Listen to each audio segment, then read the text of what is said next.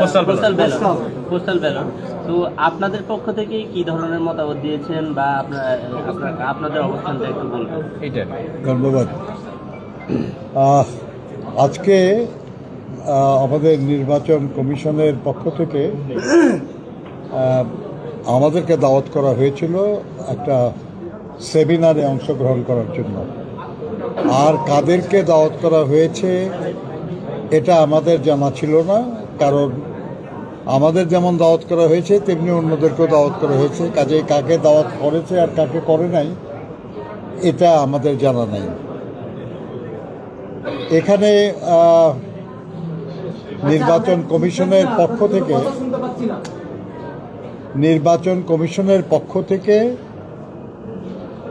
প্রবাসীদের বাংলাদেশের জাতীয় সংসদ নির্বাচনে অংশগ্রহণ করার বিষয়ে যে প্রক্রিয়া অনুসরণ করা সম্ভব সে সম্পর্কে 3টি ধারণাপত্র তারা উপস্থাপন করেছেন।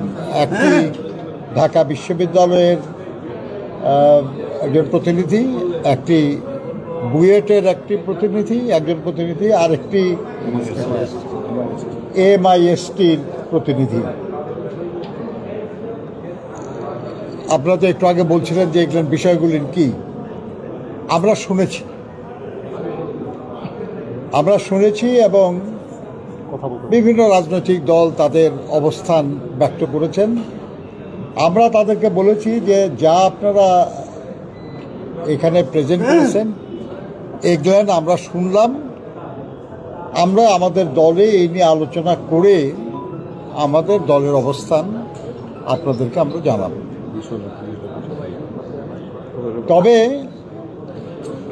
2014 সালের নির্বাচনেরও আগে, যেটা নির্বাচন হয় নাই আসলে, তারও আগে এই নির্বাচন কমিশন RPO সংশোধনের একটা উদ্যোগ নিয়েছিল।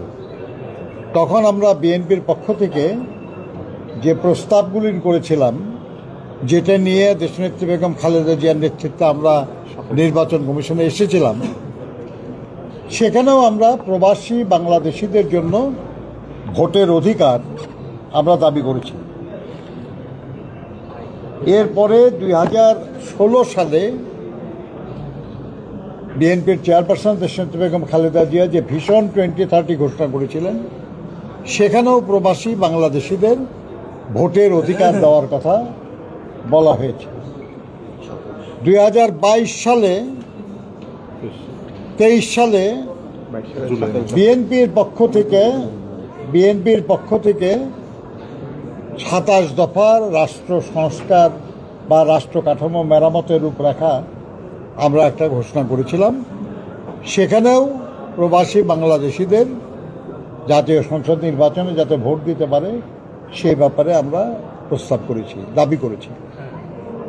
এরপরে আমাদের যুগপৎ আন্দোলনে রত যেসব রাজনৈতিক দল, সবাইকে সম্পৃক্ত করে তাদের সবার সম্মতি নিয়ে 2023 সালের জুলাই মাসে আমরা যে 31 দফা রাষ্ট্র কাঠামো মেরামতের রূপরেখা ঘোষণা করলাম, সেখানেও প্রবাসী শ্রমিকদের, প্রবাসী বাংলাদেশিদের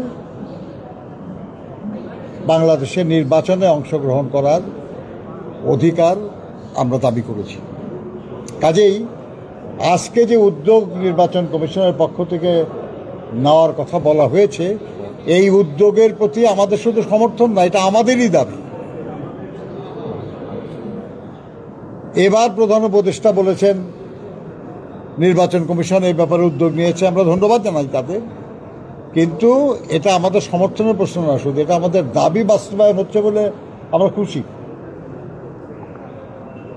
এখন কি প্রক্রিয়ায় এই ভোট গ্রহণটা সবচেয়ে উত্তম হবে, সবচেয়ে কার্যকর হবে, সবচেয়ে বেশি প্রবাসী নির্বিঘ্ন অংশ দিতে পারবে এবং তাদের ভোটটা যথাযথভাবে যেমন তারা চান তেমন প্রার্থী পাবেন, এটা নিশ্চিত করার জন্য কিছু পদ্ধতি, কিছু প্রক্রিয়ার বিষয় নিয়ে আলোচনা হয়েছে।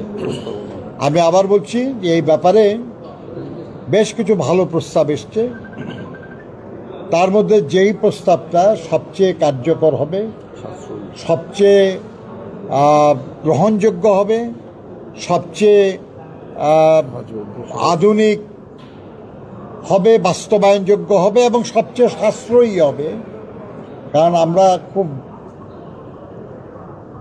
অর্থবান জাতি না, আমাদের মানুষের কল্যাণের জন্য অনেক কিছু করা আমাদের বাকি।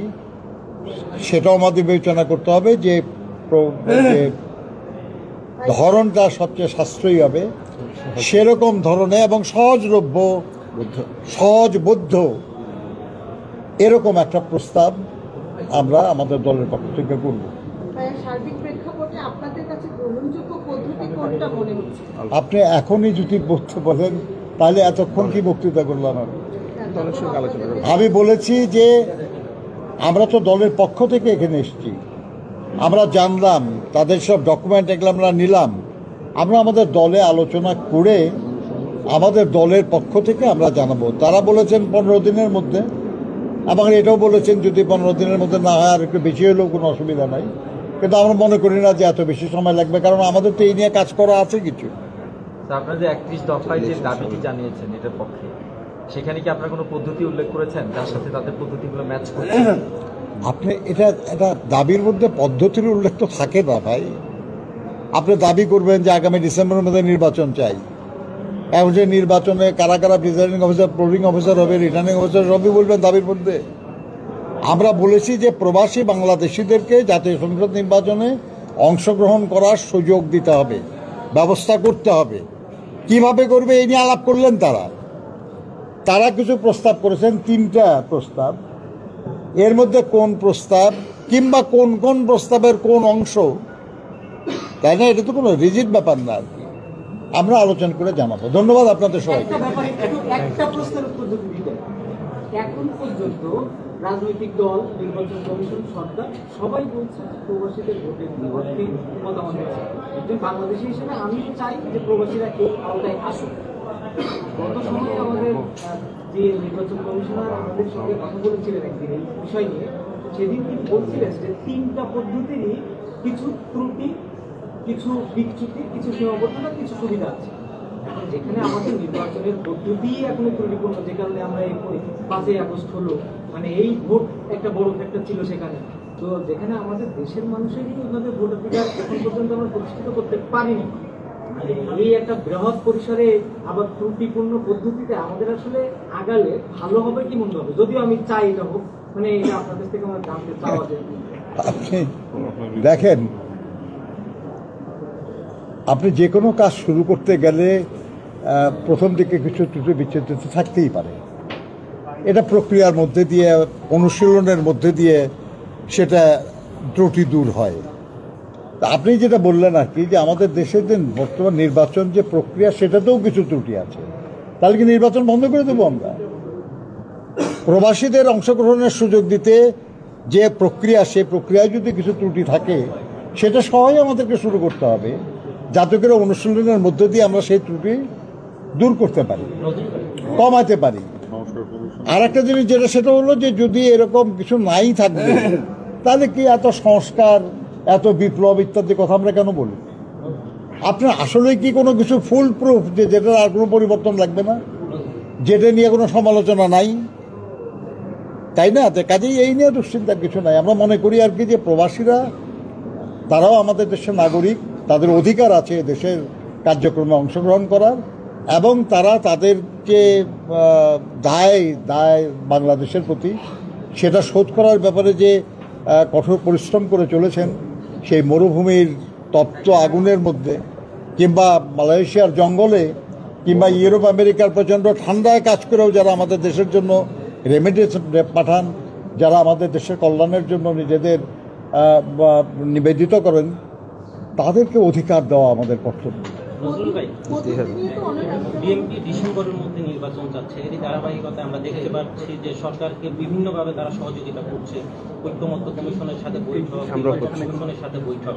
এমন অবস্থায় অন্তর্বর্তী সরকার একটি বিশেষ গণমাধ্যমে বলছে যে দেশের জনগণ চাচ্ছে যে অন্তর্বর্তী সরকারই তাদের জন্য শেষ ভরসা, এরকম একটা মন্তব্য। এই ব্যাপারে আমাদের দলের পক্ষ থেকে বক্তব্য দেওয়া হয়েছে, হবে। আজকে আপনাদের সঙ্গে যে আলোচনা, এই আলোচনা যে বিষয়ে আজকে মিটিং হয়েছে এই নিয়ে, এর বাইরে অন্য বিষয়ে আলোচনা করে আমি ডাইলুট করতে চাই না। ধন্যবাদ আপনাদের। ভাই আপনাকে ডাকে ইলেকশন কমিশনার একটু খাবারের ব্যবস্থা করছিল, লাঞ্চের ব্যবস্থা করছিল।